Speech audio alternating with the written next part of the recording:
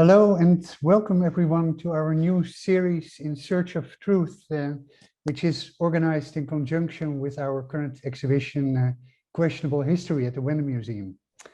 In a time of social tensions and political polarization, enhanced by fake news, alternative truth, culture wars, and conspiracy theories, we are going to research and approach the very concept of truth from many different angles and perspectives over the coming 12 months. So this is our first series that will be co-organized and co-presented by a program-specific student council of 8 amazing high school, college, and university students, 7 of which are with us today. And we start the series with a virtual roundtable discussion with the students to hear about their ideas and concerns. Between February and November, we will invite one or more guest speakers for each session, always on the fourth Wednesday of the month. And then in December, we'll do another roundtable discussion with the students to reflect on what we have learned by then.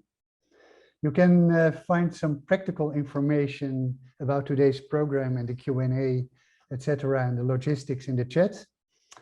I want to wholeheartedly thank Susan Horowitz and Rick Feldman for their continued generous support of our virtual and on-site lecture and discussion series. And before we start, I want to introduce a very special guest speaker, Culver City Mayor and astute political thinker Daniel Lee, who generously agreed to share a few thoughts with us. So Daniel, please take it away. Thank you, and thank you so much for the invitation. I'm going to try to be very brief, but if you need to give me the hook, just give me a signal. I appreciate being asked to speak. I am a big fan of all of the programs at the Wende Museum, programs such as this in particular, and a huge fan of the Questionable Histories series. I think many of you on the panel tonight, I had the benefit of a really great public education in the International Baccalaureate program. And from a very young age, our history teachers really push that we should see ourselves as historians rather than passive consumers of history. And I think there are a lot of different reasons for that. Many of you probably know about the 1619 Project and how it's sort of rewriting what many of us who are older than you were actually taught in American schools. Before I go on a tangent, I just wanted to mention 3 quick things. When you're talking about truth, I think you also need to consider ideology and what ideology is at play, either from the speaker or they're capitalizing on in the audience. And then you need to interrogate history and whose history it is, who wrote it. I've been accused on the local level as an elected official for making my decisions based on ideology rather than facts. This is not true. It is a common tactic that people use to try to discredit policies that they disagree with. But in our nation's history, similar things have been used to disenfranchise women. The overdiagnosis of hysteria, not just in the United States, but around the world as an example. They used to diagnose women with things like wandering womb for any type of medical condition, which, to us sounds ludicrous, but was accepted not as conjecture, but medical science. We all know the examples of the Nazis and chattel slavery, both here in the United States and around the world. But those atrocities were possible because of a definition of truth that was written from a white male land-owning perspective. It did not include women, indigenous people, or African-American people. I think once you get deeper, and you're probably already there, you're astute people, you're on the Wende panel, you also talk about epistemology and hegemony. I think if people had a better understanding of these words, we would be better as a society in general. So I appreciate all of you for being in this program. There's a lot to talk about. I'll just finish with one last application to us here in Culver City. One of the things that I'm most proud of here is that we finally brought rent control to our city after over 100 years. if you had looked at the local political scene and the writing in our local newspapers leading up to our vote on rent control, you would have assumed that the city is 90 to 95% homeowner, when in fact it's 45 to 50% renter.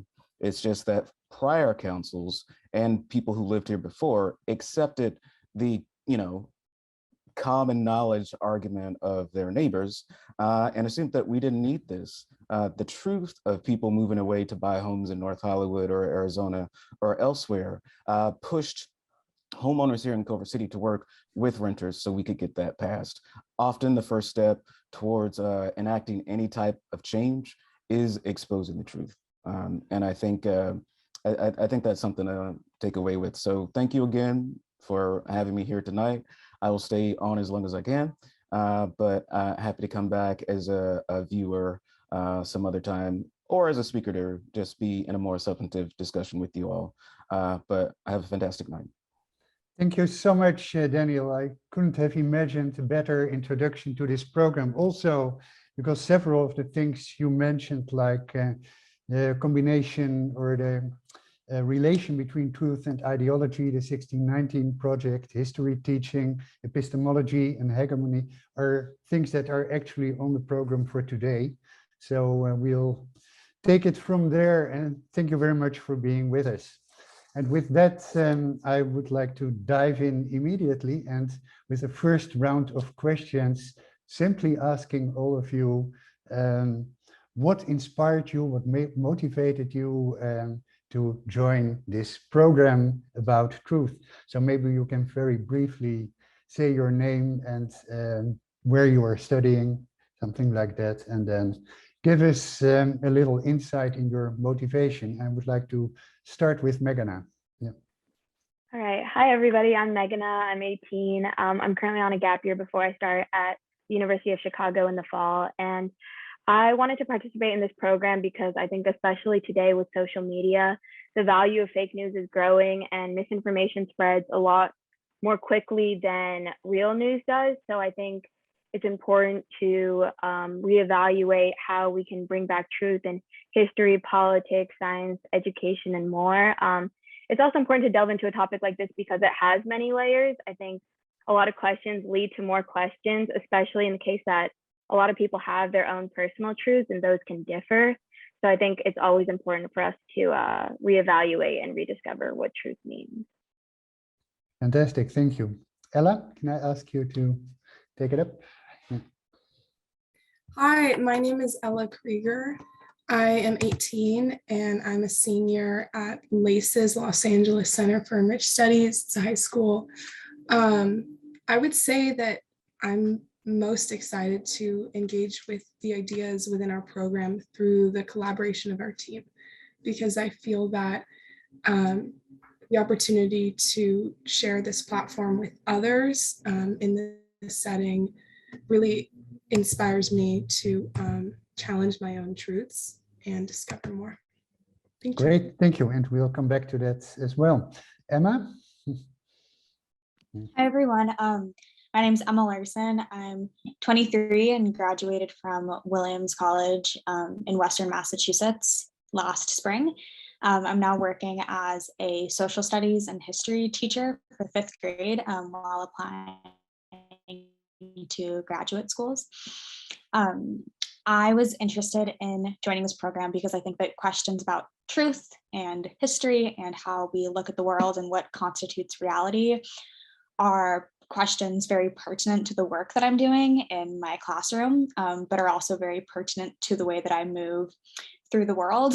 And I'm really excited to have an opportunity to engage with these questions more formally, to try to figure out for myself what it means to have a truth and the ways that I can make sure that that is inspiring me to be a more open and compassionate citizen of the world rather than a closed-minded one that I think it's all too easy to become these days. Great, thank you. Thank you. Natalie? Hi, everyone. I'm Natalie McDonald. I'm a 2019 graduate of Pomona College here just 40 miles away in Claremont. I studied history and I'm currently preparing to hopefully begin a PhD program this coming fall in history. I'm so happy to be here, so excited to be here today and for the next year participating in these conversations. I'm very much coming to the program from a historical perspective, much like Emma, really interested in how our notions about historical truth can have such important and concrete impacts on the present and the future. And particularly, I'm very much interested in the idea of memory, how memory can be used to challenge hegemonic historical narratives, but also how memory can be ahistorical and counterfactual. So really interested in kind of looking at that dynamic and very excited to kind of be exposed to other ways of thinking about truth from my fellow members of the panel and from all of you listening in and participating for the rest of the year. Great, thank you. Jenna. Yeah. Hi, my name's Gianna Machera. I just turned 16. I'm going to Culver City High School right now. And my inspiration to participate in a program surrounding truth is like not only to convey my personal truth, but also capture the different truths from the various personalities within this group. I can like further my understanding and my personal truth and hopefully create a space where others can do the same, not only in this group, but the people that we will talk to later on. With the success of this group, I will be able to like take lessons and kind of engrave it to what I'm doing and help myself in the future. And I really just think that as a younger high school student, it's amazing that I have this opportunity that I'm going to be able to use throughout my life in a way that I may have not been able to before. Thank you. Wonderful. Thank you so much. Lexi. Hi, my name's Lexi. I'm a senior at the Archer School for Girls, and I just turned 17. And I'm in the process of applying to college, so a little behind the rest of the girls on this team.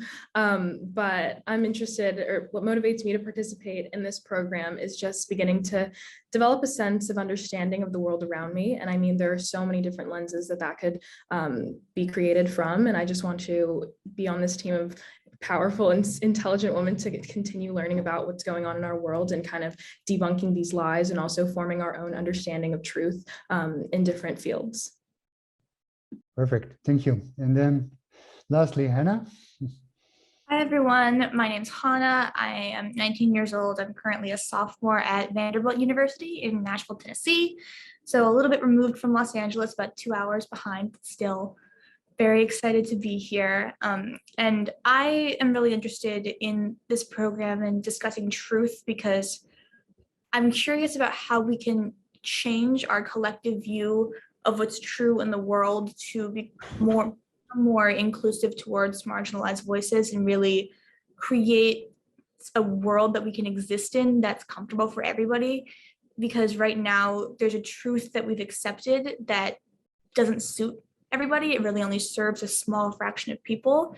And I also would love to see how the Wende as a museum and as a learning institution can help create that narrative. Thank you very much. So as mentioned, in the course of this year, we are going to approach truth from many different angles, and it could be anything from evolution theory to art, philosophy, journalism, hard science, etc. But for now, let's just try to circumvent the topic a little bit, approach it ourselves from different perspectives. And I wanted to start with the question of objectivity and subjectivity. Is there a universal objective truth, or is it a more subjective concept? Could you say that everyone is entitled to their own sense of truth? So, Jana, maybe I can ask you to share a few thoughts about it. Yes, I don't really believe that there can be truly be an objective truth to any situation. Perception, partiality, and preconceived notions directly drive and like influence what we believe in our conceptual ideals that we use throughout our life. No two people come from the same environment, background, or situation, so it can't be expected for them to see any situation through the same exact lens. So given that, you have to ask yourself, if everyone sees truth in their own unique way, who decides what the legitimate objective truth is? So that ultimately just leads me to believe that everyone is entitled to their own truth because everyone sees things differently. And I believe that everyone can have their own truth as long as it's not rooted in the discrimination or hate towards any group. Right. So there are different subjective truths, but there needs to be a playing field where you can understand and respect each other, so to speak. Yeah. Natalie, do you want to follow up on this? Absolutely, yeah. So I think the word entitlement I find very interesting. You know, is everyone entitled to their own truth? I'm not sure whether I would necessarily use the word entitled, but certainly I think, much as Gianna is saying, it's simply a fact of existence that everyone is going to, truth will be refracted through our individual experience and our individual positionality and our place in the world and our background. So whether or not we're entitled to our own individual truth, it's just going to be true that we all will experience truth, whether it be objective or not, through our own individual lenses. So then, much as you were saying, Yus, briefly, I think when this becomes really interesting is when our individual truths come into contact with each other. And I think that can be this really fruitful and rich kind of almost like chemical reaction in some way when you have these different truths interacting. It can also be incredibly dangerous, I think, depending on the truths in question. So I think that's what I'm really interested in, is what happens when we do have, you know, if there's many individual truths as there are people in the world, how do we work with that? How do we create a playing field where we can engage with each other's truths in a respectful, enriching, dynamic, and productive way? Right. Thank you very much. Yeah. So there's the question of subjective and personal truth, but there's also maybe the question of disciplinary truth. And I could imagine that, for instance, the approach of truth through science, through philosophy, through art can highlight different aspects of what we consider to be true. And maybe I can ask Ella to respond to that idea. So I would say that the interdisciplinary nature of these subjects allow for various people to engage and share diverse perspectives. However, in our society, the cultures of science, philosophy, and art simultaneously invite and limit differing perspectives. And I think that the extent to which we will view these perspectives is sort of conjunctively dictated by both our willingness to seek them out and then the extent to which we can share our own narratives and perspectives to contribute to the overarching truths. I will say that we do tend to demand concrete truths, answers, and solutions to various problems, I'd say particularly in science and philosophy and other sciences. And I believe that does limit us in a way, as compared to art, for instance, and how I believe there's a culture that's more willing to accept differing perspectives and contributions to the truth. Right. Thank you very much. Thank you. Hannah, can I ask you to follow up here? Absolutely. Ella, that was really great. I really appreciate you sharing. So in school right now, I'm studying both art history and astronomy. So kind of splitting up into the arts and sciences. And it's been interesting because I feel like it's very easy to say, oh yeah, art is all about like subjectivity. You can look at a piece and it can mean different things to different people. That's a different truth. I think what I find very exciting is when you look at a piece and you interpret it differently than how the artist intended. And does that mean that your personal interpretation is different than, or it's not as valid or correct? Context matters, your own experience matters, and each person's individual interaction with art can develop a new truths. But looking at science sometimes, there, with the quantitative mathematical approach to science, it can be easy to say there's one right answer. Right now, I am studying Galileo and looking at the time when he's saying, hey, maybe the Earth doesn't, the Earth isn't like the center of the universe. And we see that now as a clear truth, but back in his time, the majority of people would say that's crazy. So our facts and knowledge about science changes our perception of truth. And the whole goal of science is almost to prove itself wrong and to try something new. Mm-hmm. And so in that way, science is a continual pursuit of truth and has a built-in recognition that anything they say has a little caveat to it, and it might not be true at all.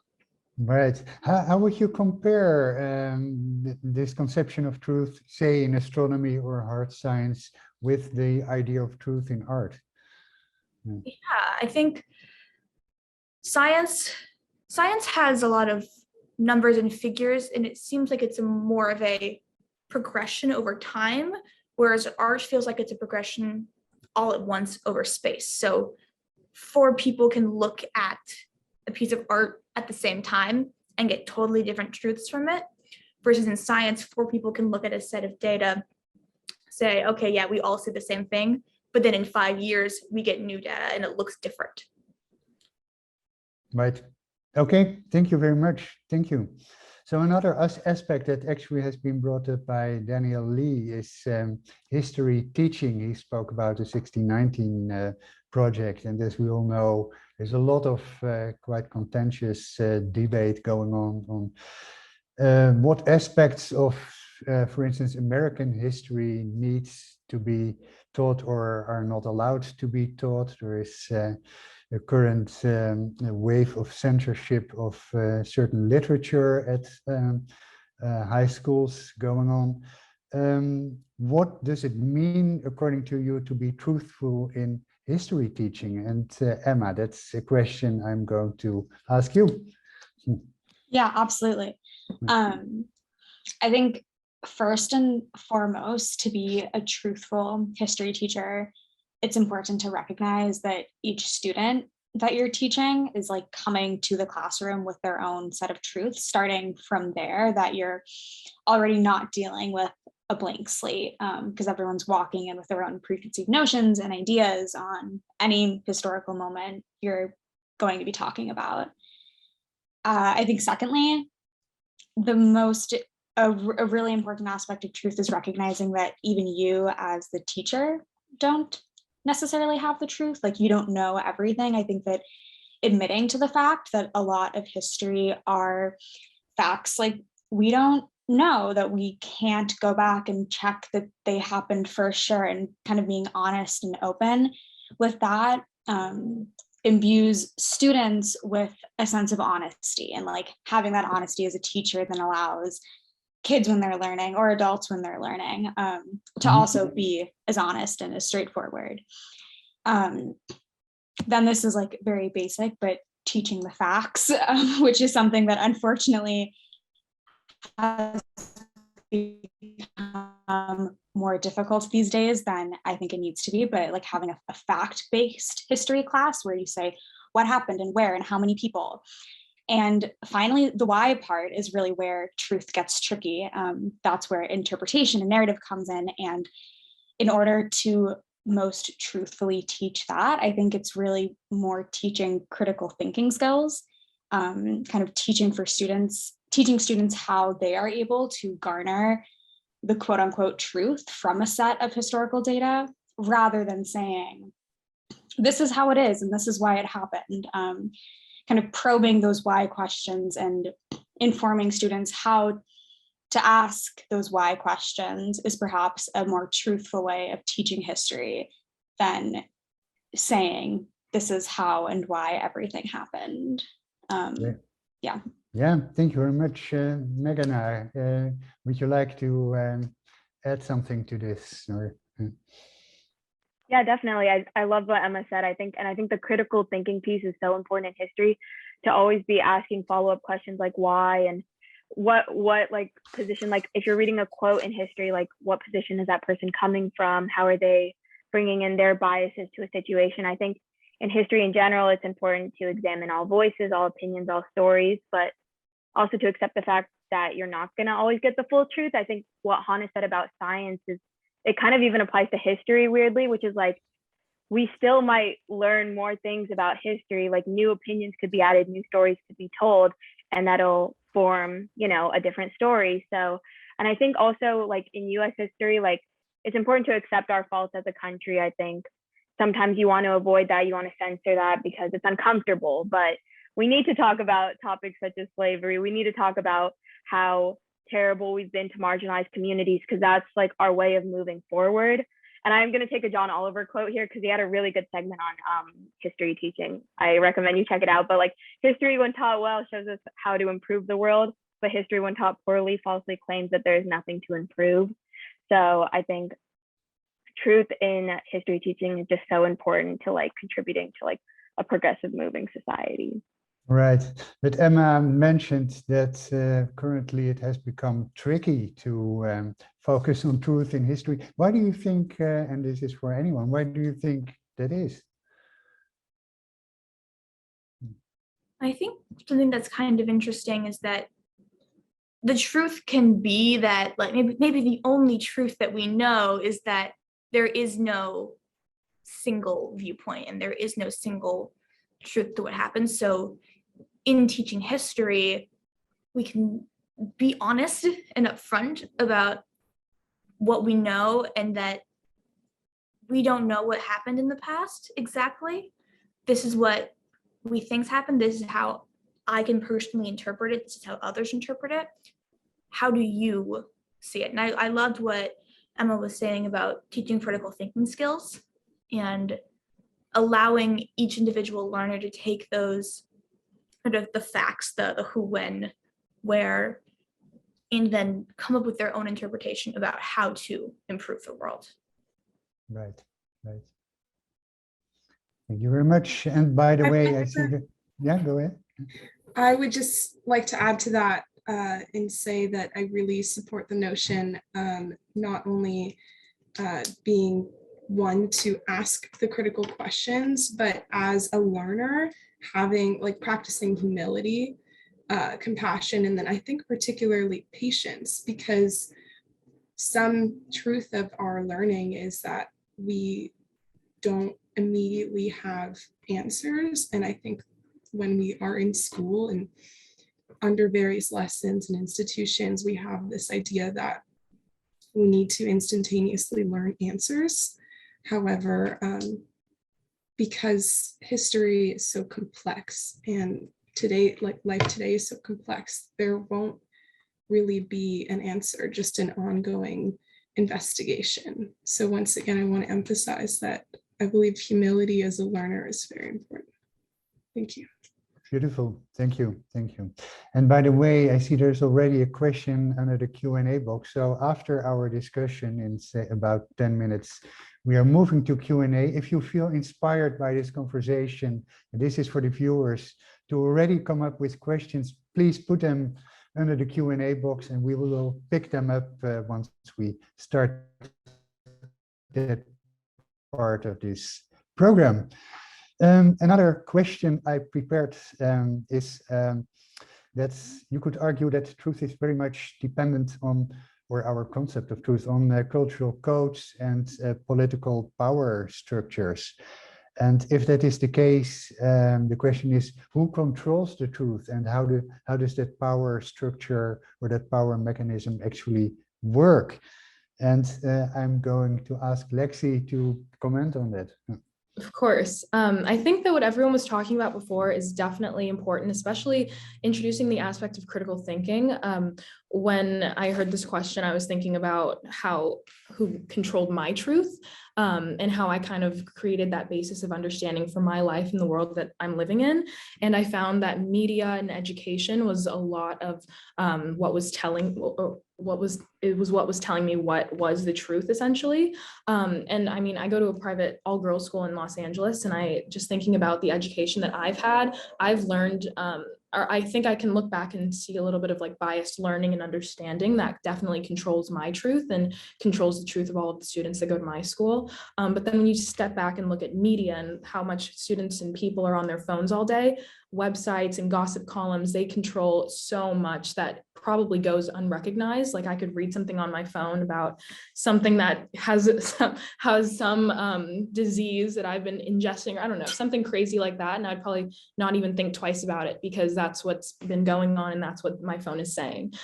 So I think that media, and especially like news outlets and politicians, I know the mayor was on before, but I mean, in the wake of a lot of social and political unrest in the past couple of years, I think it's become pretty apparent how important it is to kind of control your own truth, because you're bombarded with a lot of external truths, such as in these different, in these various backgrounds. But I think in order to create your own foundation in the situation of controlling your own truth, you need to begin to think about what you, right?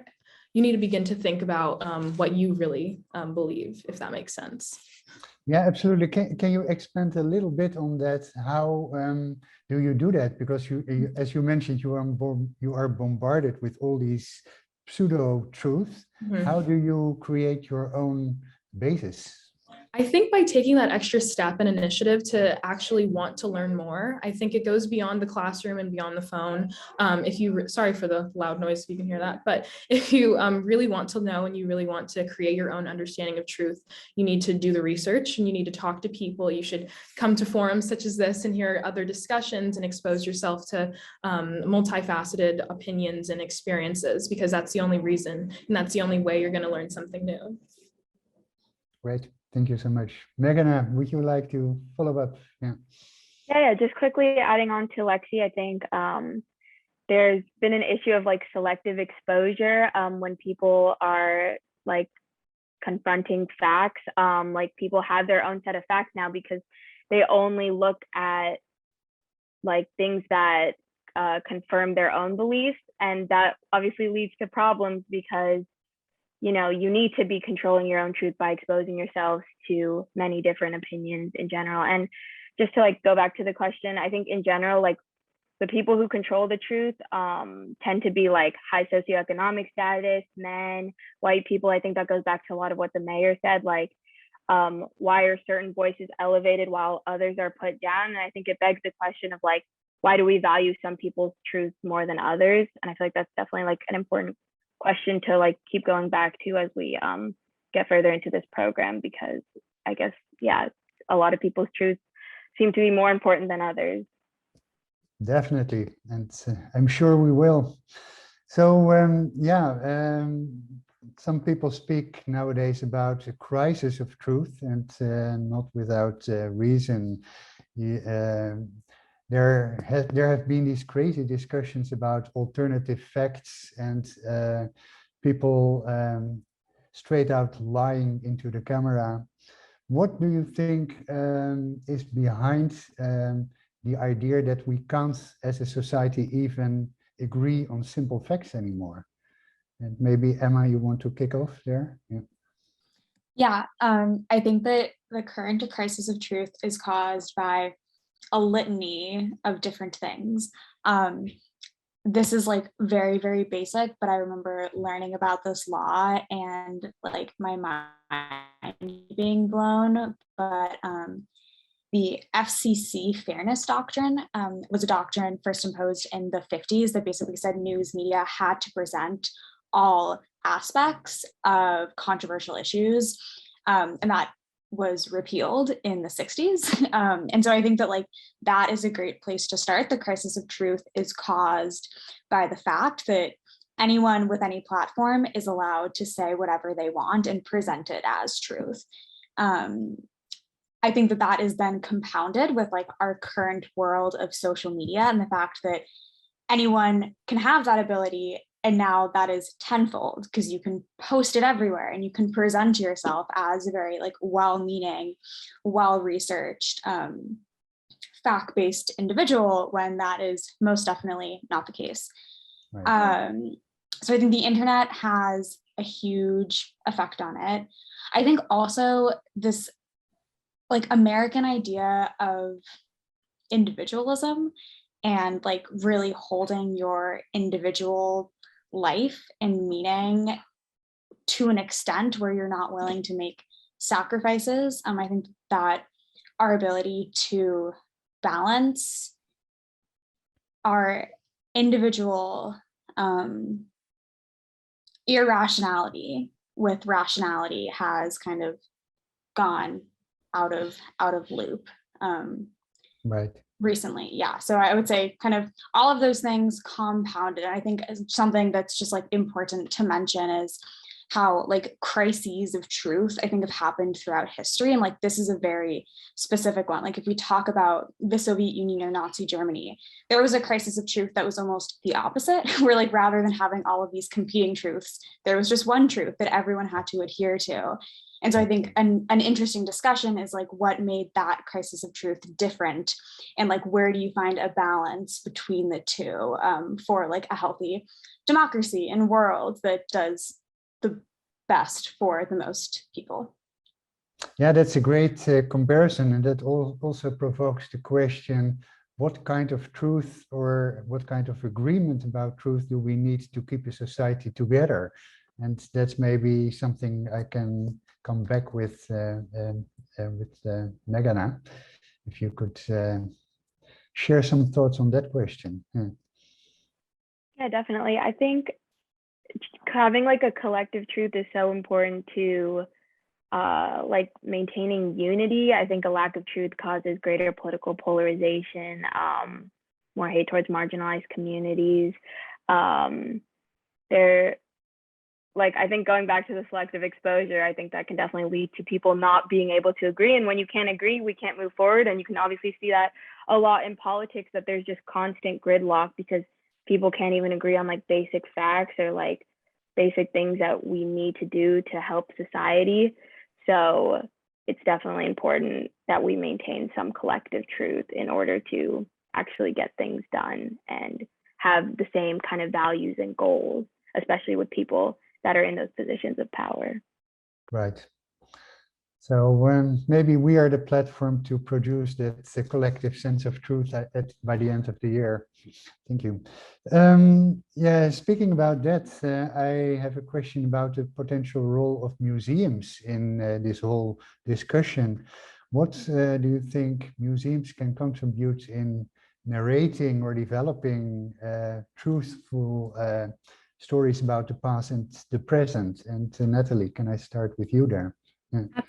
Absolutely. Yeah. So I think museums, of course, are, sites of knowledge production, sites of interaction and interface between often experts and non-experts. And I think that's a really interesting idea for us to kind of wrestle with this year too, is the idea of expertise. I've kind of been picking up on that in a lot of the thoughts that everyone's been sharing.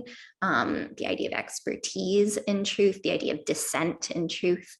But coming back to museums as sites of knowledge production, I think museums are so important and play such an essential role in kind of the truth landscape because they're communal sites of knowledge production. So whereas, for example, a book or a documentary is experienced often in such an individual way, museums are inherently communal in that you are in a space with other people engaging with facts or with truth. And so I think kind of capitalizing on that idea of communal knowledge production my feeling is that museums, as much as possible, should be sites of, and I'm kind of bouncing a little bit off of Ella here and the idea of humility as a learner, museums as sites of uncertainty and curiosity and possibility and empathy. And so really embracing almost the discomfort of not knowing, and embracing the fruitfulness of maybe not necessarily being able to have truth or an answer. And I think museums can really play a very productive role in that regard. And I think it's so wonderful that specifically here, we're kind of taking that work as a museum. We're doing that work of like communal engagement with truth and with uncertainty, even at a time when we're all so kind of isolated by the pandemic. And so the fact that we're kind of able to still have these conversations, still have this engagement at such an isolating time, I think is so essential and so important. And again, just kind of building off of what others have said in a very concrete way, I think that means museums, whether art museum, history museum, the full gamut of museums, I think, again, as sites of knowledge production, really do need to work hard, as the Wende is doing, to bring in a wide array of voices, marginalized voices, to build these more multifaceted truths. So those are my thoughts right now on kind of where museums fit in. Beautiful. Thank you so much. And Hannah, can I ask you to maybe follow up on that? Yeah, I love the concept of museums being a space for curiosity and exploration. I see that as like a future for museums. Right now, when I look at the museums that we have in the present, there's often an institutional narrative that's being shared, whether that's conscious or unconscious. And to me, I feel that museums as sort of our sites of culture and our sites of history have a responsibility to be introspective about that narrative that they're sharing, and think about things like word choice, where things are being presented, location, design, and all of these unspoken sort of parts of their collections and their narratives that can sway a visitor to thinking one way or another. So if, for example, we're looking at an art museum, are we showing sort of like art from Africa as a more like primitive version of art, or as on equal stances of modern and contemporary art? And how are we talking to our visitors about that? Through programming, exhibition designs, labels, supplemental materials, all of that stuff. And I really am hoping that museums in the future become more conscious about the truth that they're pushing a little bit. And I would love to see a future where museums are a space where they set the facts, but then allow their visitors to take what they want and to learn what they want, obviously within the parameters of what's being shown to them. Right. Thank you so much. Emma, a short reaction, because Yeah, really quick. Hannah, just while you were talking, I want museums to be more playful. Like I want them to be able to kind of like question themselves and like almost be so self-reflective of the process of creating knowledge that like it's almost a game. I just wanted to share. Yeah, and then it's very fitting that the exhibition that inspired this series is called Questionable History. So thank you for that. Before we go to the Q&A in a moment, I have one final question for a few of you. What do you do to challenge your own truth? And I would like to start with Jana, if I may. Yeah. I personally try to challenge my own truths by seeking the perspective of those who are different from me. I feel like oftentimes as people, we congregate into these like tiny little groups where we have the same beliefs beliefs, experiences, and like identities. And while this can establish very good relationships and friendships, I feel like this creates like a kind of cycle where our truths aren't challenged when it's favored within the group. And it becomes comfortable to go somewhere and be able to agree with someone and what they're believing. So, and I found myself in a cycle like that because it's very comfortable to stay in that place. However, as I tried to progress my knowledge and I grew up, I noticed how like restrictive this point of view was. I'm now trying to collect information from different people with different ideals, perspectives, and identities. And this doesn't necessarily mean that I'm going to naturally agree with what they're saying. It just means being open-minded to what they're saying, and anyone can challenge what they believe in. You can pick up newspapers, articles, blogs, you can go to schools, you can look at lectures. It's very easy to find people who aren't the normal voices that you hear. And I feel like it's your job as a person to collect that information. You can't have anyone really give it to you. And by looking at different articles, looking at different people, I'm able to challenge my preconceived ideals of what I believe. And I may not always include it to what I believe, but I can use it to influence and pretty much like add to what I already know and believe in. Okay, fantastic. Thank you. Ella, what about you? How do you challenge your own truth? Yeah. Well, I would say that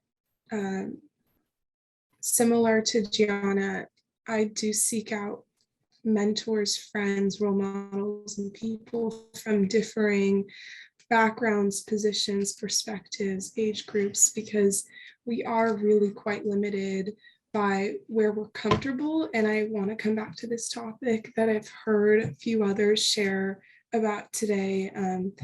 Discomfort and being uncomfortable and having uncertainty. And it takes a lot of courage to accept that and use that as an opportunity to learn and ask tough questions and be in new positions and circumstances, because that is really how we learn, and therefore we can develop our own truths with more compassion and greater perspective. And I think the idea of a mentality, a learner's mentality, which we will encounter every situation with, is important, because we never will understand others completely or entirely and throughout our lives.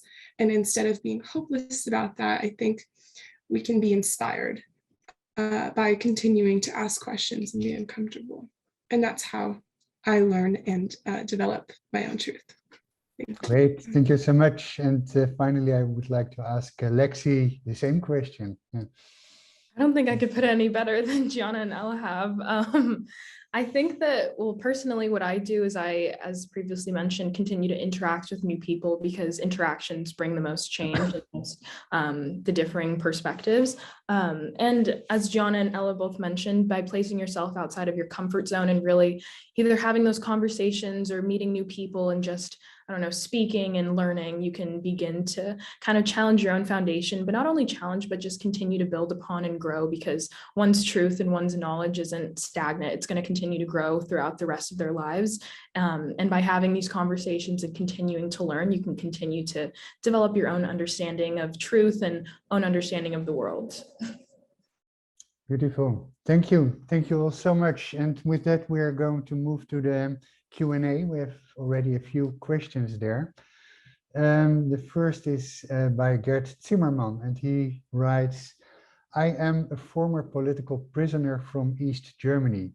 I and some of my friends had to serve long prison terms for telling the truth. Would these intelligent young people still tell the truth if the price they would have to pay for it is personal? Here the question breaks off, but I think, yeah, the question is maybe also if there are these very central personal truth that you hold up against political oppression. Does it still make sense in that case to speak about subjective truth, or are we encountering some hard truth here? Who wants to to respond to this. Yeah, Ella? Well, I'd like to start by saying that, well, I can't speak for others' experiences, but I will say that in my life, I haven't been encountered with the situation that in this culture, in this society, in my family, and in my life, that I've had to make a decision whether to speak my truth or to face a possible really immense consequence. So I think in the way that I've been raised, and I would assume that some others in this group as well, in this time, really contributes to the way that we're sort of privileged and blessed in the way that we can share what we experience, share our truths and our beliefs, and really engage in discourse instead of conflict. So that's sort of the perspective I'd like to share to open this up. Right, thank you. Another question I see here under the chat is from Cynthia Cravens. How important is it that communities, societies have a shared truth, a shared understanding of reality, shared values, a common language? Who wants to respond? Jana. Yeah. I think that it can be important in a sense to come to an understanding and be unified in what you believe in. However, I would also like to push back and say that when we become like you totally the same, we believe the same thing, we're in these small communities, that's where we stay still. We'd be stuck in the same area back in history. We wouldn't be learning new things, being who we are, if we keep the same ideals, because no one's going to have the same truth. We're all going to have different truths. So it takes someone to speak up and to say that I don't really agree with what's going on. I don't really agree with what your truth is. And I think that it's important to be unified and understand and respect other people's truths. But I think that it's also very important for communities to have a variety of different truths. Yeah, and dynamic balance. Great. There's another question from Disa Lindgren, and she asks, what does my truth mean? Please speak about the problem of people who have different ideas about what is true, claiming that they are objectively correct. For example, climate change deniers who say that humans aren't responsible for it all. Yeah, Hannah. Yeah, I think this is a really, grounded question, in that it's very easy to talk about everybody has their own perspective, everybody has their own personal truths, but then we get into conflicts like climate change and the COVID-19 pandemic, where there are certain facts that are being presented, and especially now we're in a spot where there are alternative facts is a term that I know is used, but there's, I think, an important difference to recognize between ignorance of the truth and ignoring the truth. And if you're only presented with like false facts that are made up by somebody in order to trick you or get you on a different political side, we can't necessarily blame if you don't know. But if you're recognizing and looking at climate scientists saying that there is a noticeable climate change happening, but you're choosing to ignore those facts and present them in order to continue economic gain or political power, something like that, that is when it's not your truth because you know, but you're presenting something in order to benefit you.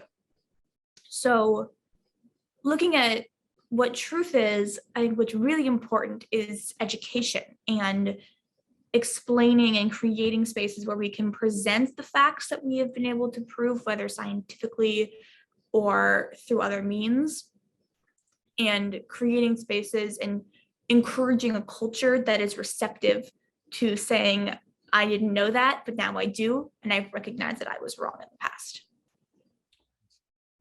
Beautiful, yeah.